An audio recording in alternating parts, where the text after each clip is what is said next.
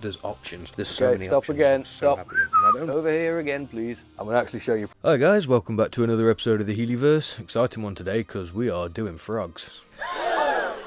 What?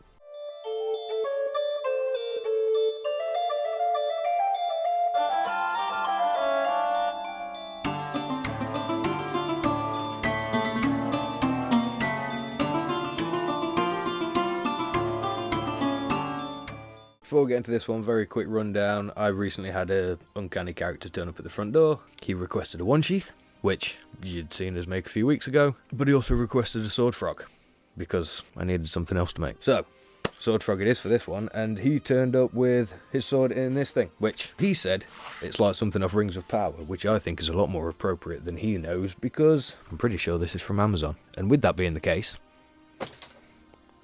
we're not doing that. Not for this stuff. We're not doing Amazon when we have real leather to work with. Why would we do that? It makes no sense.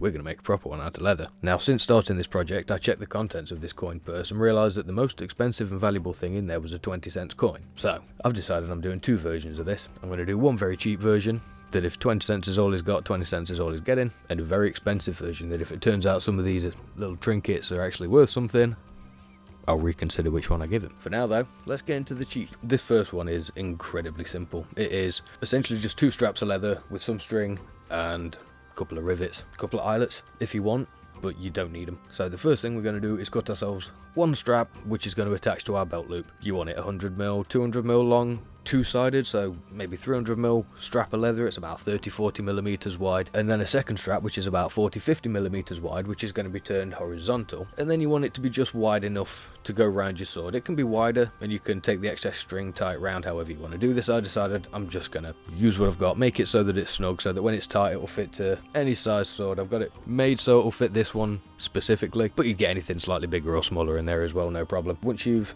cut both these out, you're going to fold your first one over and we're going to rivet it together. You can choose to sandwich the middle strap in between them and rivet it along the bottom so that it goes through all three layers. I didn't bother with this one. I figured cheap and simple, very quick. The next thing we're going to do is punch 3 holes just off center to the center of that wider strap. So when it's lengthwise horizontally, you're going to punch the holes vertically. You're going to get it to sit diagonally so that when it's closed, it's not just hanging flat and it's not hanging horizontally. We want a bit of a drop to this. Once we've marked those 3 holes, we're just going to punch them onto the back strap piece of leather, thump them through, rivet them down. That's that done. Now the next thing, again, you can choose how many holes you want. I did 5 either side, so that had plenty of points for the string to come through. In hindsight, it was probably too many for how small a piece of leather it actually was, but as a cheap one, works great. And then it's just a case of once you've got your holes punched, you take your cordage and you whip it through the holes in whatever fashion you want to do. I just went for a standard, it's like a shoelace. And at that, there's your cheap one. Now, is that worth more than the Amazon one? Debatable. In terms of quality of leather, absolutely. I can't put into words how plasticky that one feels. However, I do have to give that one the credit of structure, where this one could have maybe made it a little bit more thick and durable. It kind of folds over a little bit, but that is one sword frog that is not straight off the set of Rings of Power, although it does bend like the daggers, so who knows. So let me know in the comments, is mine better or worse than the Amazon version?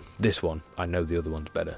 We're going to get to that now. Before we do get into the second one though, I do have a question. Why is it a sword frog? Why is it called a sword frog? Who decided that a frog is what your sword should slide into? Any ideas? Love to find out little things like that. I could Google it, but you know, then what would your job be? So this next one, we are going big. We are going biggest, most intricate, nicely designed thing I've done yet, because if it doesn't go to Wizard Man, I'm keeping it. I want it to have everything. I want it to fit for all purposes. I want it to fit LARP swords, plastic swords, real swords, sheathed or otherwise. I want this thing to be versatile. I want it to look good, and I want it to have a little bit of everything that I've learned so far. So we're going Sam Brown buttons, we're going buckles, we're going rivets, we're going eyelets, we're going full stitching, we're going layers. We're going full business with this one. No, stop.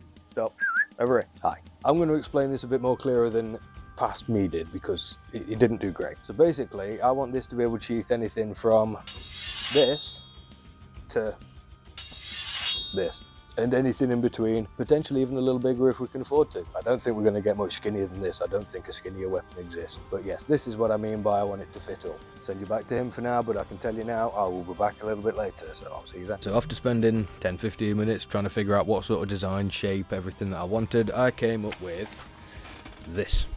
Let me just You know, simple, looks good, nice and detailed. And there's going to be a lot more colours than you'll be able to tell just looking off this initial image. It makes sense in my head. First thing we're going to do was start making up our template. The first thing that I ended up making And pretty much the main thing I ended up using throughout the entirety of this project was this. You'll notice one side's a lot more heavily detailed than the other. That's because all of my templates and stencils and everything that I made for all of the smaller pieces, for the crown pieces, got my left and right sides for all my little corner pieces up and down here.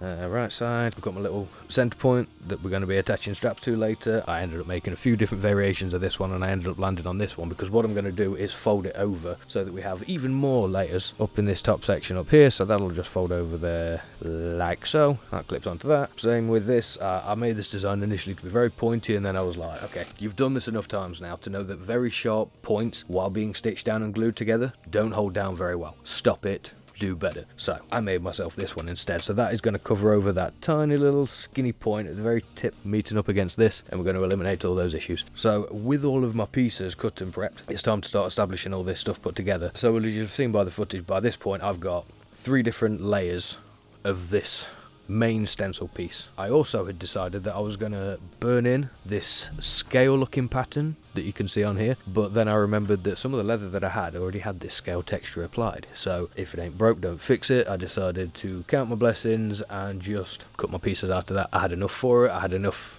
left to be able to do a couple of other pieces should they have gone wrong, or should I want something for something else. Worked out best, so I'm glad I went for that in the end. Saved me a bit of time and looks absolutely fantastic. So the first thing that I had to do was attach this black to this grey layer, which in and of itself was fiddly because obviously the outer shape of it is, it's only thin leather as is, so then cutting out the entire centre portion of it just made it, it was going everywhere. It was a nightmare to try and get it lined up and stuck down, but we made it. Next is this brown layer, which I did end up painting because I didn't like the initial light brown, the kind of tan brown that it was, so I went for this deep dark, same colour that I used on the little coin Percy dude up here. If you haven't seen that video, go check it out. People like that one. So once I got that one attached, we're attaching this brown one. Same thing again, layer of glue on the back, slap it down, leave it overnight. I did have a thing in my mind of doing like a 10-minute versus 10-hour challenge. No joke. This one took me about 12 minutes and I spent about 3 of those looking for the cord. So I think I could have done that one within 10 minutes. The problem was I couldn't do this one in 10 hours and it definitely wasn't going to take me 10 days. Hence we're going cheap versus expensive instead. It just made more sense. Now, one thing that I was really torn backwards and forwards countless times over was how am I attaching this to a belt? What strap system am I going to use? Is it going to be permanently fixed? Is it going to be removable? Because I like the idea of being able to just detach the sword frog without having to take my belt off and taking everything else off with it. I can just unbuckle it or unbutton it and off it pops. I like that idea. We're going for that idea. We're going to make so much more work for myself by doing it. Let's go. I had my scale pattern, I had this kind of greeny texture that I was using for the centre, and I was like, you know what, because with the grey, the black, it's very neutral colours, and then if I kind of add more greens than browns, hopefully we'll end up landing in like a kind of reptile-y, lizardy kind of tone and texture, a bit snaky. I'm almost hoping that it'll end up in more of a dragon-y kind of tone. Magical wizard fella. Now for this one, the stitching was going to get slightly intricate. I wanted to make sure that the edges were all sealed up with black because what I was going to do was whip stitch every single edge of this. And then I later also decided that at these 2 side centre points here, I was also going to run it back so that we ended up with a cross stitch. So we'd end up whip stitch all the way around these sides here, all the way around the corner pieces, but then for these 2 edges either side here, it's going to whip all the way up one way and then all the way back down the other. So you'll end up with this nice sort of cross stitch pattern running all the way up it, and looks pucker. And I'm kind of glad I did it, to be honest, because again, it just added a bit more variation to it. I knew what I needed to do was get all of my stitch hole points punched in one go, because I want to add these corner pieces over the top of all the stitching and everything. I want the stitches to change at these corners. So it's a case of stitching from the centre pieces to the corner pieces, stopping where the corner pieces cross over, punching those bits separately, and then they're going to hold it down. Sounds simple in my head. So one thing that is worth mentioning, where it came to doing all these extra additional corner pieces and the pieces that filled it in down the centre, again with the extra layers, it was a bit tougher to get through. So luckily I had this sailor's palm that I got for Christmas from my mother and father-in-law that came in very, very handy. Very much appreciated that. Wouldn't believe how useful this thing was actually for just shoving these corner bits and the thicker layers through. It was awesome. The very last thing that I'm going to be doing on this is attaching this top centerpiece here, I think, because the inside of this, as I haven't mentioned at all throughout this entire video, is going to have another layer. Like I said, I want it to have layers so that it can hold off pretty much anything, and I don't want whatever does go into it to be rubbing directly against the straps that are going to be feeding through into it. So I'm going to be putting an extra sort of blankety layer of leather in there that just folds around on the inside of the straps, just so that that's got a nice even glide in and out. It's not hitting the straps, it's not cutting through them, it's not sliding out the bottom, it's not poking through any gaps or joints that are poking out down here. It needs an extra layer. So I need to set my holes for this outside piece, get that all punched, before I can then punch and sew in my centre line for this inside piece of leather, get that sewn in before I can then sew this piece on top. So like I said, this bit is pretty much the last point to call, except for potentially this top and bottom section, which I also back and forth on quite a little bit. I wasn't sure whether to run the straps through them, as in literally cut through them, run the straps to the inside, sew them down, and then set these pieces over the top of them. I cut the hole on the top piece and I hated it. And you know what I did? I just sewed the strap over the top of the hole. I know I shouldn't have done it, I should have just made another piece, but you know, I was like, no. That's a problem for future me.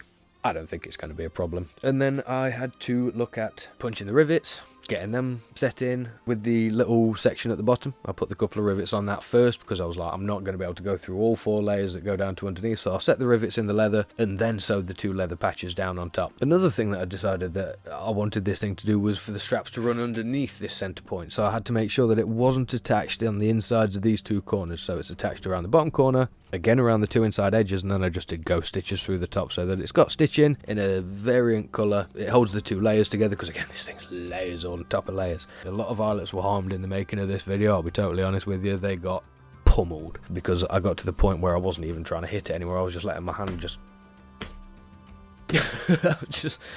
spin, next one, and that was my brain for about 10 minutes. I think the rabbit was like, I am taking you to court. Also, don't show you that, that's the next one. As you can see on my design, I wanted it to sit off on an angle. Now I wanted the straps to actually be a lot longer than they look on the picture. That was just because I ran out of room on the page. Because they're going to be a lot longer, I also want a centre point that sort of attaches them together that again can be removable. I don't want this to be once it's on, it's just stuck in that shape. It's got the 2 drops and then a centerpiece, because then if I do decide I want to just use 1 strap or 2 straps closer together or whatever, it's a mess around. So I'm going to use 1 strap that hooks over one of them and then Sam Brown button clasps onto the other. So we're making more straps. As I mentioned, the stitching that went into this one, especially on the straps altogether, like the green straps I could kind of formulate and get nice ways. The strap that runs to attach them together was just running stitch all the way along, all the way around. It looks so much better for it, especially when you run it back. It looks sturdy. It feels sturdier as well. That's the other thing. I wanted to make sure that everything had stitching. It wasn't just loose, empty, open edge straps that look like you haven't bothered taking your time with them. You just cut some leather to manage. Didn't want to go for that. I want everything about this. Like I say, we are going cheap versus expensive, no grey area. Another thing that I decided I wanted to add on this was potential for more things to add on to it. So I decided that while I was making these straps, I was going to attach these 2 extra little D-rings, just so that at a later point I can clip on like an extra, either a secondary sword frog or a little pouch, sheath, frog, whatever I want to be able to hook onto it. I have 3 points now. I have 2 on each strap and 1 hanging off the centre point of the frog. So my wizard friend is more than fitted for points where he can hang other things from this thing, should he choose to. I'll be honest, the bane of my existence with this project was making the straps. It got to the point where the very last 2 that I was going to be making were the 2 that fed through the frog itself to hold the sword frog closed. Testing my abilities with that one. I had to get Katie to come and save the day in the end with that one because they were so thin and so fiddly and so bleh. I'd had such enough of doing the green ones, doing all the sewing around the edges of the frog, sewing all the attachments to it, punching all the attachments for it, sticking everything together. It had been a process. So when Katie was like, I'll help you if you like, she'd been offering for days, bless her, and I was like, I can do it, I can do it. Couldn't do it in the end. I had to bow down and accept that my wife is the best. And it was at the end when I was deciding to make these last couple of straps that I'd been looking through my cords and I was like, right, I don't want to use the red, I don't want to use black because there's enough black on it and there's no red on it whatsoever. So I wanted to use this brown cord because I kind of like it. It's like a nice natural colour. But then I was like, well, there's no other things on it that are brown, so it would just seem really out of place. So I was like, right, if I'm going to use the brown cord, then these 2 inside straps that are going to go through to close the frog shut are going to be also brown. That was why I decided on this piece. One of the things I was most terrified about doing with this entire project was having to punch these 4 long holes for the straps to feed through, because I was like, if I mess up one of them and it throws this whole thing out of line or out of whack and makes it look stupid, and I'm going to take this sword and I'm going to, alas, that did not happen. They all went in pretty well, managed to get all the stitches in around the edges of them, not an issue. Believe me when I say I probably spent the best part of 4 or 5 hours looking at these things. Like, I've marked them and now I need to punch them and cut them out. and I don't want to. But I did, and it went well. So guess what? That means if you have things that you come across and you're scared to do them, then just do them. Might go wrong, but guess what? Not finishing a project because you're scared to mess it up. The more chance there is that you could have finished it, messed it up, started again, and finished it properly this time. So don't be hesitant. Unless you're running low on resources, there's no reason to be afraid. We are finished, and believe me when I say I'm so excited to share this one. I'm just gonna. We are ready to reveal. Drum roll, please, my beautiful editing queen. Very excited with how this one turned out, I'm gonna be honest. I kind of hope that 20 cents is the most expensive thing in there, because if it is, then I'm keeping this. And no one can stop me. This is hella cool. So, obviously, made to fit. And that is it.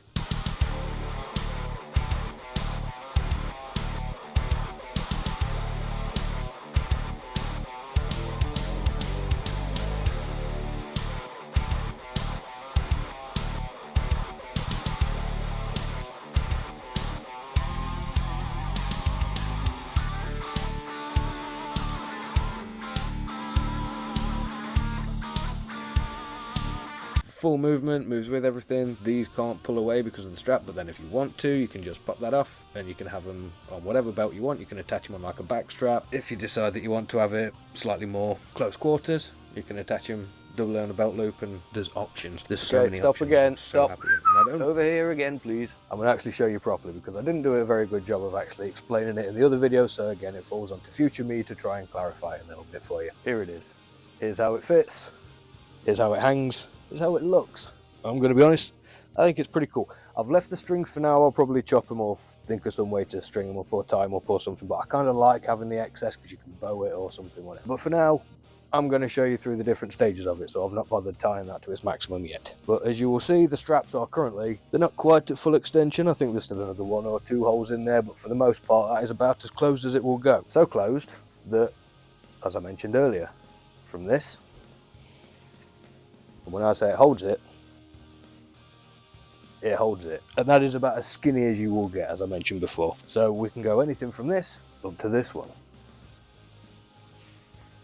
Now, another thing that I would like to point out when demonstrating this is just how easy that is to actually center in. You don't really even need to look, you can kind of just guide it in. It's one of the main reasons I went for this sort of dividing portion here where it kicks back a little bit, because it guides the tip of the sword in ever so nicely. It's almost like a samurai. You can just run it along, slot it in. Don't even need to look at it, you just do it by feel, and that's pretty cool. As I mentioned, it's also very handy that these things are adjustable, because when you start to get up to bigger, heavier swords that have more weight on the back end like this, as you can see, it starts to pull down. So all it is you just extend this back strap here, and that pulls it all back up. If need be, you could even drop this front strap down a little bit more, but that kind of works nice enough, and you're not going to get much bigger than this sort of thing unless you're going like stupid monster hunter swords, in which case this isn't built for that. See, something like this, you're not going to fit in it. There's not a sword frog in the world, but let's be real, it's not the sort of sword that you're probably going to try and carry on your waist anyway. I feel like you need like a big old shabard. But yeah, no, things like this just ain't going to go in it. If you're the sort of person who likes your polypropylene swords and whatnot, it will fit them quite nicely. You can barely feel it. It just sits nice and even. Swings nicely. If you were to hold it, you'd maneuver through doors easily. 10 out of 10. And it also holds daggers. And lastly, as I've mentioned, I also wanted it to be able to hold swords, real ones, sheathed and or otherwise. And here we go. Small as it may be in length, this is actually the widest sheath out of all of the swords that we have in the collection, with the exception of Orcrist. It won't fit Orcrist, I wouldn't risk it. But that's just, there we go. I'm going to leave it there because it speaks for itself. I don't need to say much more words for it. I've showed you what it can do.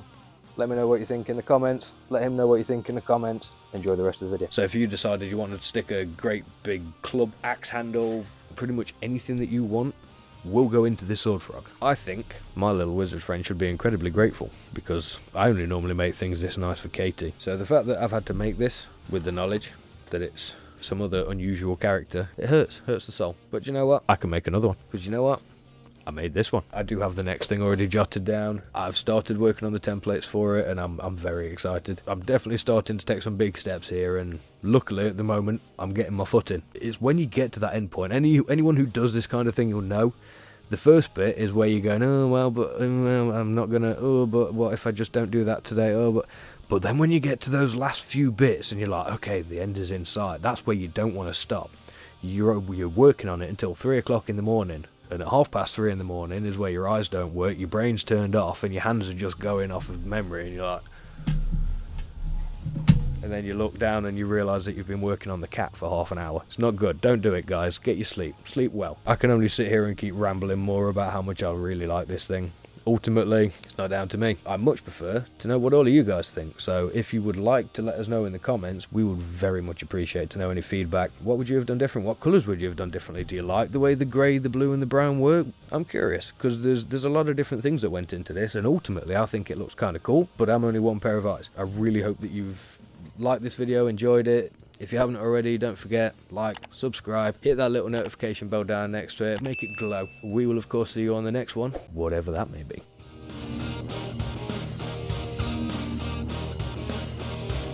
Now maybe, if I just club him repeatedly with this, he'll run away and he won't take any of his things back off me.